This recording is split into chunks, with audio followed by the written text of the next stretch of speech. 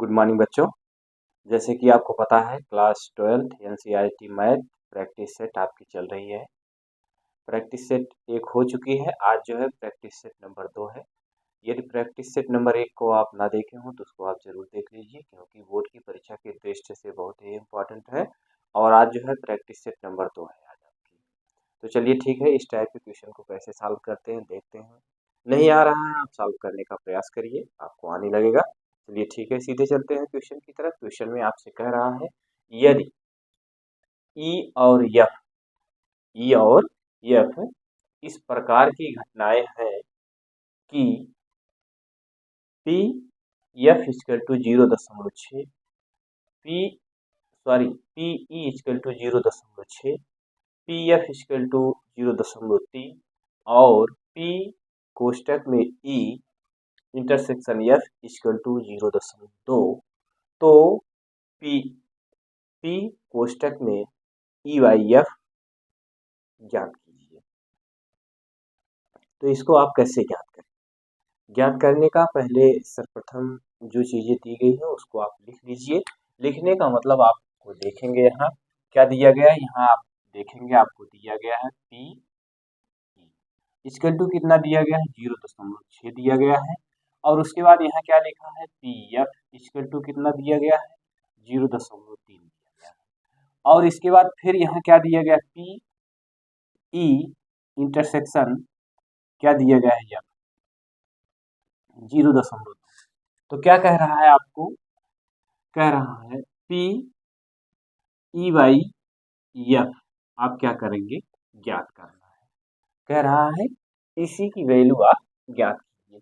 तो हम तो पढ़ते तो बहुत है, कई बार पढ़ते हैं लेकिन भूल जाते हैं। अब इसको याद कैसे रखेंगे, याद करने का तरीका क्या है, इसका सूत्र क्या है।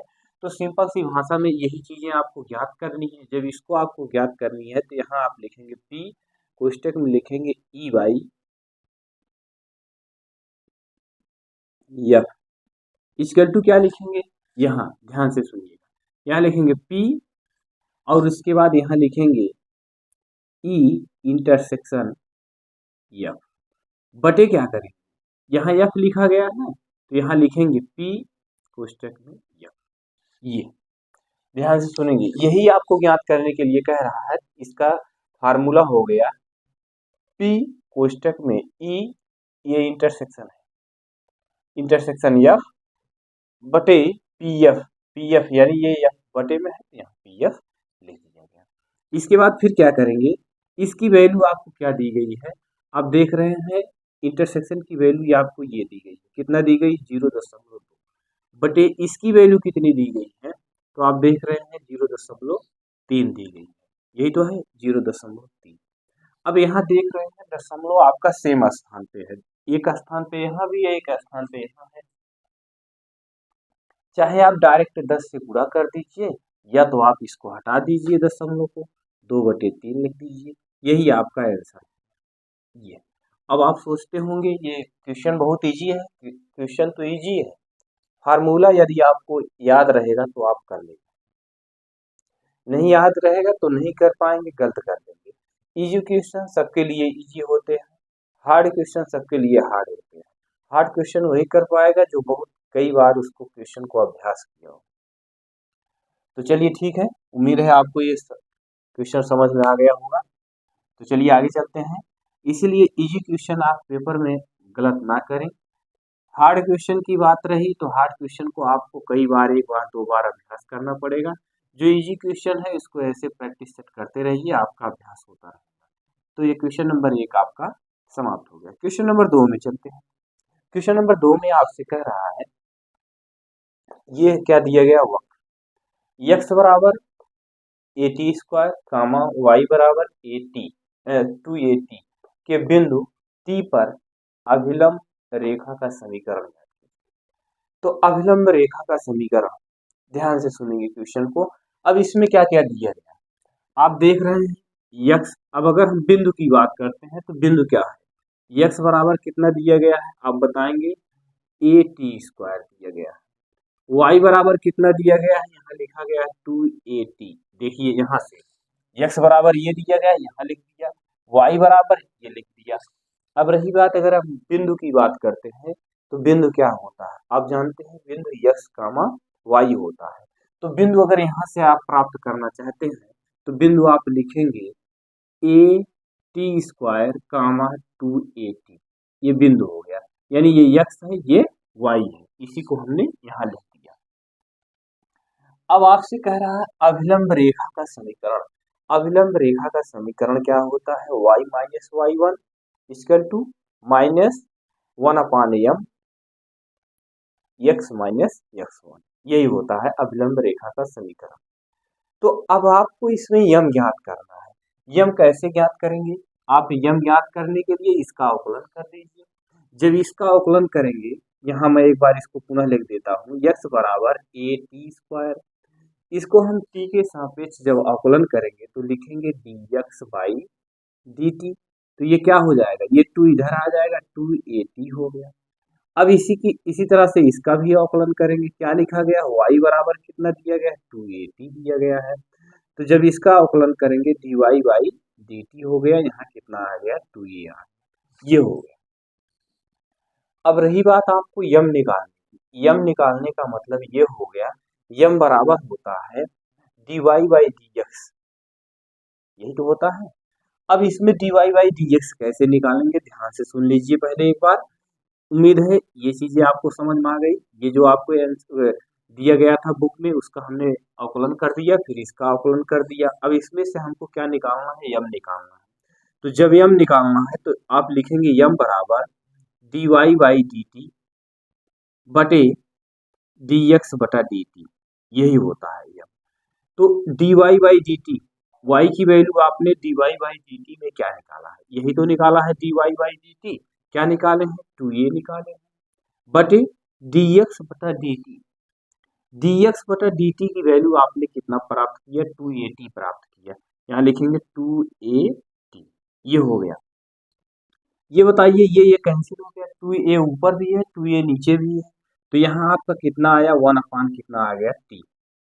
यहाँ तक सारी चीजें क्लियर हो गई। अब इसके बाद ये तो आपने प्राप्त कर लिया यम का मान, लेकिन आपको कहा अभिलंब रेखा का समीकरण। यदि सिर्फ समीकरण की बात किया होता तो आप फार्मूला ये लगा देते, y minus Y one equal to M x minus x1। लेकिन जब अभिलंब रेखा का समीकरण कह रहा है तो आप लिखेंगे y minus Y one equal to minus 1/m x minus x1, ये हो गया। ये y सूत्र से है, इस y1 का मान कितना है, y1 का मान आप लिखेंगे, इसको कहेंगे y1, इसको कहेंगे x1। ये y1 की वैल्यू कितना लिखेंगे 2at इक्वल टू माइनस 1/, यम की वैल्यू कितनी है आप बताएंगे, यम की वैल्यू 1/, कितना है t है, तो यहाँ कितना लिखेंगे 1/t, ये हो गया। यहाँ इसके बाद फिर x माइनस x1 की वैल्यू कितनी है at स्क्वायर, ये हो गया। उम्मीद है आपको यहाँ तक सारी चीजें समझ में आ रही होंगी। अब देखिए यहाँ क्या करेंगे, पहले इसको आप पलट दीजिए, पलटने का मतलब यहाँ लिखेंगे y minus 2at equal to minus, ये देखिए ये t सबसे ऊपर हो जाएगा, यहाँ लिखेंगे माइनस हो गया, और इसके बाद ये t सबसे ऊपर होगा, जब इसको पलटेंगे तो x माइनस at स्क्वायर, ये होगा। अब क्या करना है, इसी को आप सॉल्व कर दीजिए, दिख रहा है, यहाँ लिखेंगे y माइनस 2at, इसका गुणा इसमें करेंगे माइनस xt, इसका इसमें गुणा करेंगे प्लस at की पावर कितनी हो गई 3, t यहाँ है t स्क्वायर यहाँ है, t की घात कितनी हो गई 3 हो गई। अब यहाँ से आपको क्या करना है, आप ये कितना दिया गया है y दिया गया है, ये कितना दिया गया है आपका xt दिया गया है। अब यहाँ आप इसको इधर कर लीजिए, इसको इधर कर दीजिए, पक्षांतर कर दीजिए। जब आप पक्षांतर करेंगे, जब ये इधर आ जाएगा इक्वल टू के इधर आ जाएगा, तो यहाँ लिखेंगे xt, प्लस में होगा कि नहीं, ये इधर आएगा, ये y प्लस में है, लिखेंगे y इक्वल टू, यहाँ क्या लिखेंगे, इसको इधर लेके चले जाते हैं, माइनस 2at को बाएं पक्ष से दाएं पक्ष में लेके जाएंगे, प्लस में हो जाएगा, कितना लिखेंगे 2at प्लस कितना लिखेंगे at की पावर कितना लिखेंगे 3। यहाँ आप ऐसे लिखेंगे xt प्लस क्या लिखेंगे y इक्वल टू 80 यहाँ है, 80 यहाँ है, दोनों स्थान पे है। अब यहाँ से हम क्या करेंगे, 80 को हम कॉमन कर लेंगे। जब 80 को कॉमन करेंगे तो आपका कितना बचेगा, आप बताएंगे। यहाँ से जब 80 को कॉमन करेंगे तो यहाँ बचेगा 2 प्लस यहाँ कितना बचेगा टी स्क्वायर, यही तो बचेगा, कुछ और बचेगा, आप बताएंगे यही इतना बचेगा। यही आपका आंसर हो गया। इस टाइप के क्वेश्चन को आपको ऐसे ही सॉल्व करना है। उम्मीद है आपको सारी चीजें समझ में आ रही। देखिए x बराबर दिया, y बराबर दिया, कहा कि बिंदु T पर अभिलंब रेखा का समीकरण ज्ञात कीजिए। तो ये x हो गया, ये y हो गया। तो बिंदु आपका क्या प्राप्त होता है, बिंदु होता है x, y। तो जब x, y होता है तो ये x हो गया, ये y हो गया।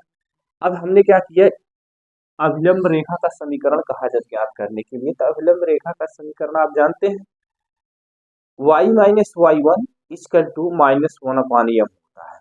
तो अब इसी जो बिंदु दिए गए हैं, इसी बिंदु में से हम क्या निकाल लेंगे, m निकाल लेंगे।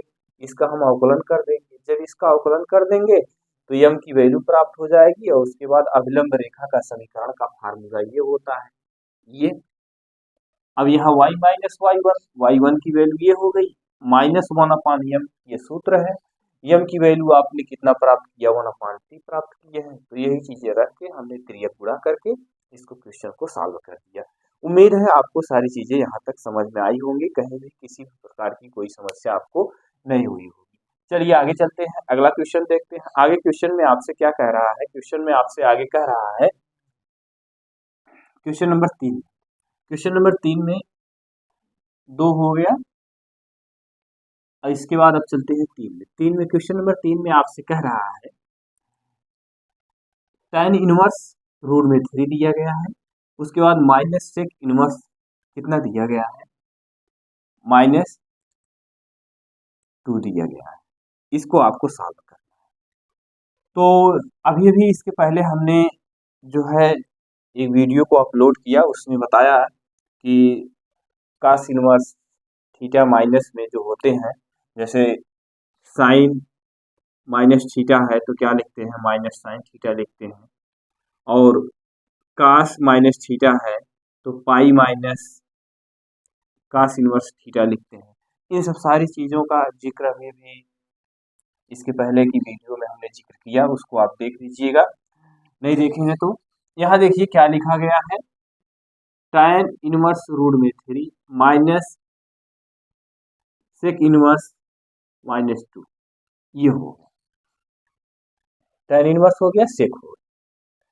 अब आप जानते हैं tan इनवर्स जो दिया गया है ये प्लस में ही है, माइनस में तो है नहीं। तो जब माइनस में नहीं है तो इसको हम क्या लिख सकते हैं, यहाँ लिखेंगे tan इनवर्स, इसके स्थान पे क्या लिखेंगे, tan कितने अंश का मान, 30 अंश है, आप बताएंगे tan 60 अंश का मान है। चलिए tan 60 अंश लिख देते हैं, माइनस का निशान लगा दीजिए।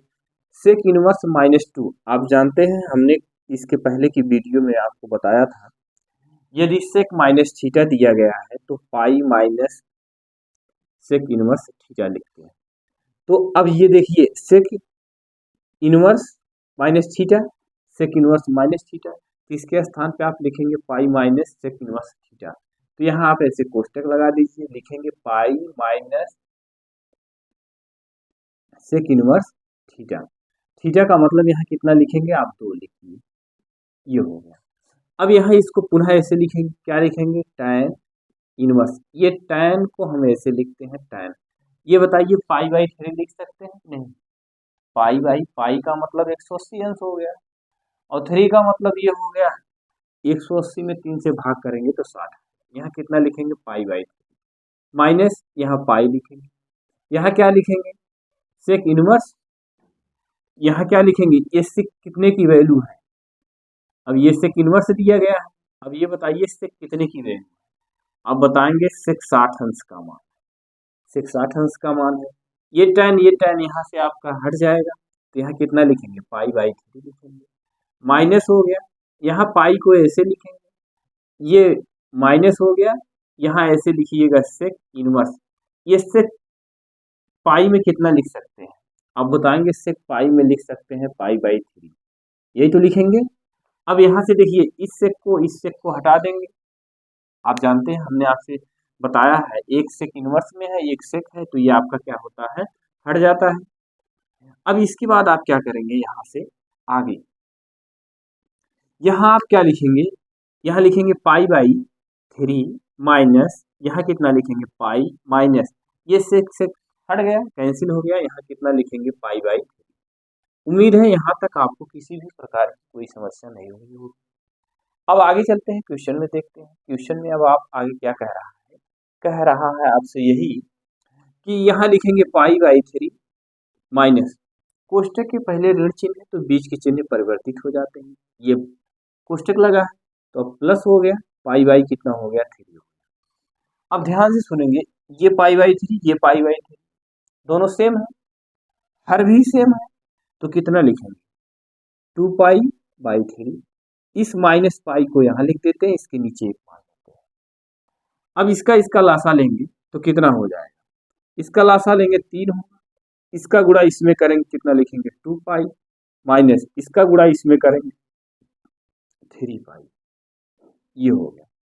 अब यहाँ 3 माइनस 3 पाई में से 2 पाई को आपको क्या करना है, घटा देना।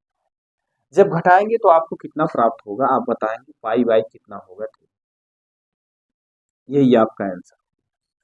तो इस टाइप के क्वेश्चन को आपको ऐसे ही सॉल्व करना है। उम्मीद है आपको क्वेश्चन समझ में आ रहे होंगे, नहीं समझ में आ रहे हैं तो बस आप बेसिक से सूत्र जानते रहिए, सूत्र जानते हैं तो आप क्वेश्चन को सॉल्व कर ले रहे हैं। तो ये क्वेश्चन नंबर आपका कौन सा, क्वेश्चन नंबर 3 हो गया।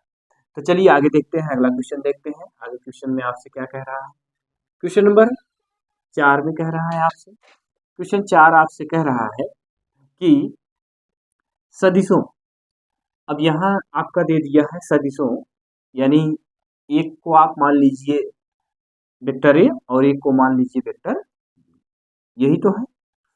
अब यहाँ से देखेंगे, यहाँ लिख लेते हैं ए बराबर क्या लिखेंगे, i minus 2j cap plus 3k cap, और बी बराबर मान लेते हैं 3i minus 2j plus k। ये ए की वैल्यू हो गई, ये बी की वैल्यू, कह रहा है बीच का कोण ज्ञात कीजिए। अब ये बताइए बीच का कोण कैसे ज्ञात करेंगे, हमने आपसे बताया इसका फार्मूला क्या होता है, आप जानते हैं इसका फार्मूला ये होता है कास थीटा बराबर ए डॉट बी बटे ए माट, आप इसको ऐसे लिख सकते हैं, ए डॉट बी का मतलब इसका गुणा कर, अब गुणा करेंगे तो क्या होगा, यहाँ कास थीटा आप ऐसे लिखते चलिएगा, लिखेंगे ए की वैल्यू कितनी दी गई है, आई माइनस 2j प्लस 3k, कोष्टक में हम लिख दे रहे हैं, यहाँ डॉट का निशान लगा दे रहे हैं। बी की वैल्यू कितनी दी गई है 3i minus 2j plus k, बटे क्या लिखेंगे, ये मार्क बी मार्क दिया गया है, यही तो है। अब इसको आप क्या करेंगे, इसको यहां लिखेंगे ए स्क्वायर प्लस कितना लिखेंगे बी स्क्वायर प्लस कितना लिखेंगे 3 स्क्वायर, ये रूट में हो, मार्ड में दिया गया है ना, इसको आप ऐसे लिख सकते हैं आई माइनस जे,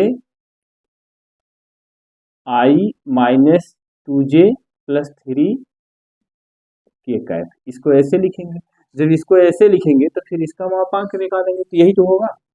इसके बाद फिर पुनः लिखेंगे, इसका लिखेंगे, ये ए का मान हो गया पूरा, अब बी मार्ट में तो इसको लिखेंगे, कितना लिखेंगे 3 का वर्ग प्लस कितना लिखेंगे 2 का वर्ग प्लस 1 का वर्ग।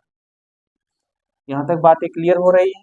अब इस आई का गुणा 3 में करेंगे तो आप जानते हैं आई डॉट आई 1 होता है, ध्यान से आपने इसको पढ़ा, आई डॉट आई बराबर 1, जे डॉट जे बराबर कितना लिखते हैं 1, के डॉट के बराबर कितना लिखते हैं 1, यही तो लिखते हैं।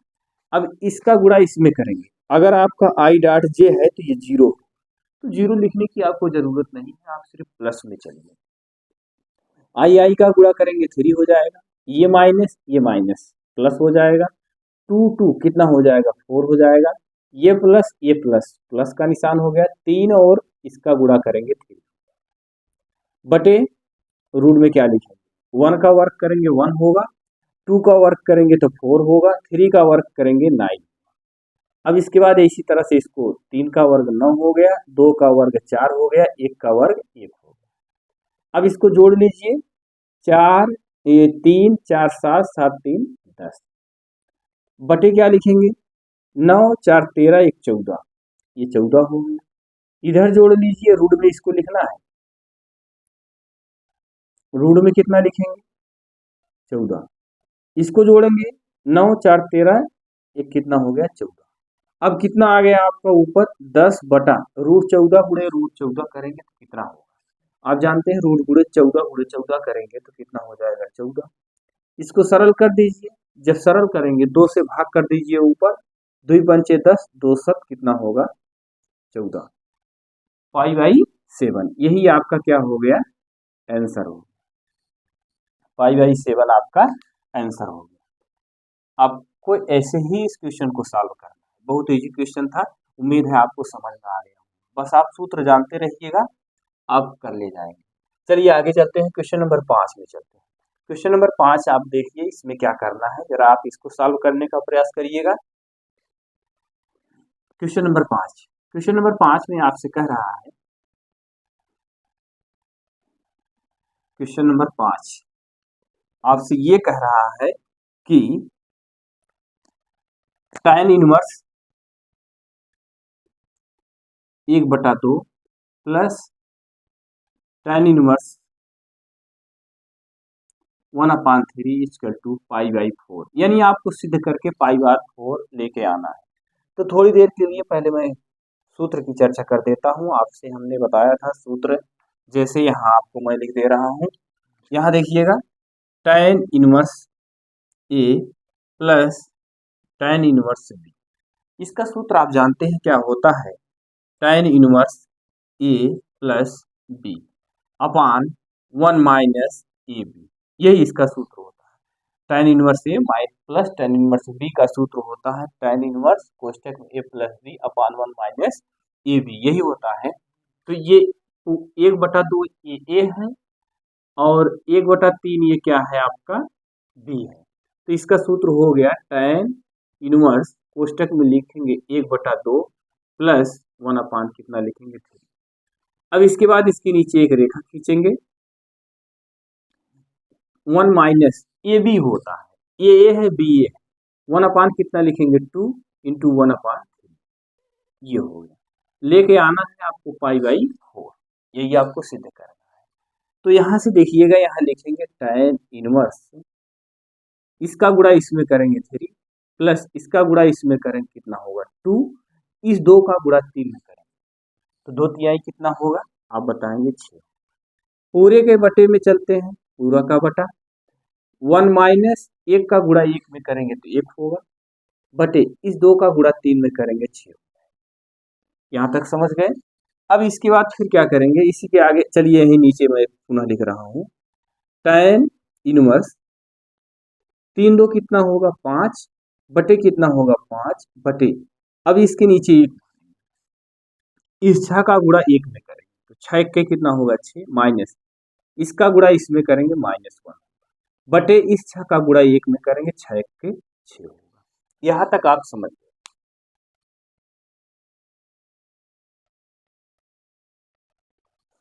देखिए अब यहाँ क्या करेंगे, आप लिखेंगे tan इनवर्स, इसी के आगे मैं लिख दे रहा हूँ, नीचे लिखूंगा तो आपको दिखेगा नहीं, 5 कितना आ गया 6 बटे 6 में से 1 घटाएंगे 5 और नीचे आपका 6 बैठा ही है, ये हो गया। अब ये बताइए 5 बटे 6 ये पूरा कैंसिल हो गया कि नहीं, आप बोलेंगे कैंसिल हो गया। अब यहाँ आप क्या लिख सकते हैं, इसके आगे लिख सकते हैं tan इनवर्स कितना लिखेंगे 1।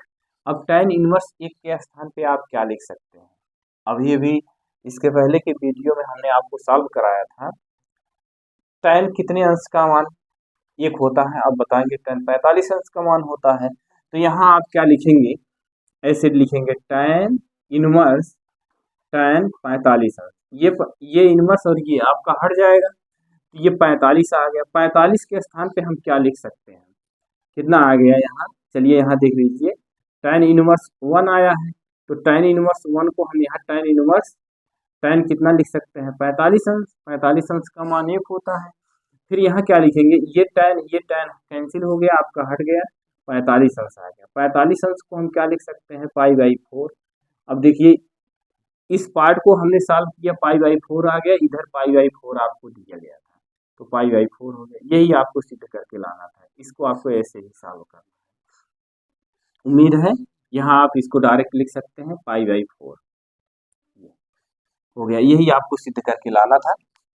तो ये उम्मीद है आपको प्रैक्टिस सेट जो आपकी आज 2 थी क्लास 12th की, तो आपको समझ में आ ही गया होगा। आज हमने 5 क्वेश्चन लिया था, इसके पहले के भी वीडियो में हमने 5 क्वेश्चन लिया था। तो आप लगातार प्रैक्टिस सेट के साथ आप बने रहेंगे तो आपको बहुत बेहतरीन तरीके से समझ में आएगा। कहीं भी किसी भी प्रकार की कोई भी समस्या होगी तो उसको आप कमेंट ज़रूर करिएगा। एक बार चैनल को लाइक शेयर सब्सक्राइब ज़रूर करें। धन्यवाद।